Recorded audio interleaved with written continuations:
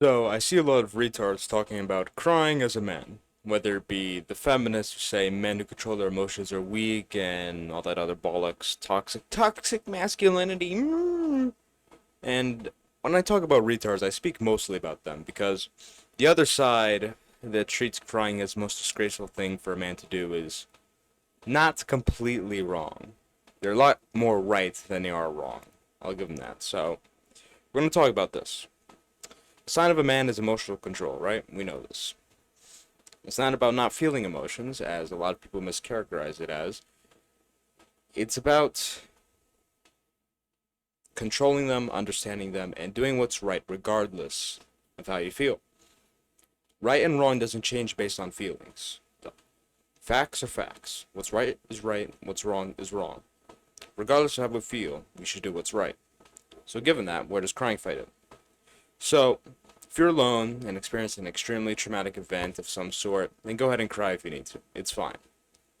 If you're with your girl, don't do it. Okay, I'm not going to explain why because that would change the video topic completely and we're going to go on to a whole different tangent. But it's about control. So, let's say an extremely traumatic event happens, but you're with people that are going to look up to you. So, for example, children, your wife, your mom, etc. In the situation, you're the man. You're the man in the situation. If things go wrong, they're going to look to you. Not going to look to anyone else but you. You're the man. You have to solve the problem. So, that becomes significantly compromised by when it becomes significantly compromised when you cry. I mean, if you were in a situation where you need someone to help you, would you turn to the guy that's crying? No. So, in that situation, what's right, what your duty to do is lead whatever actions are necessary. So, I don't know, if someone just died, you have to comfort them. If there's an active shooter, you have to lead them into safety, right? Crying significantly compromises your ability to do that, so you shouldn't cry. Alright? They can cry. Women, children, they can cry whenever they want.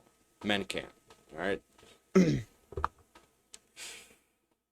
See anything else? No. So, that's it. That's really all it is.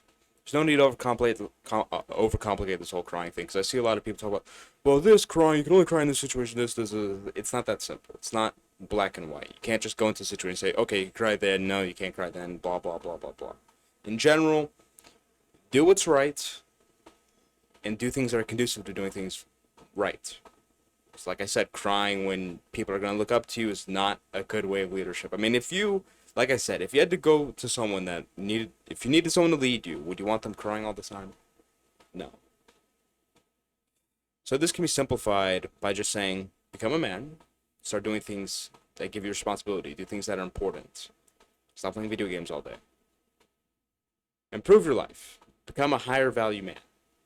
I know some people object to that type of language, but I don't care. Alright, you know what I mean.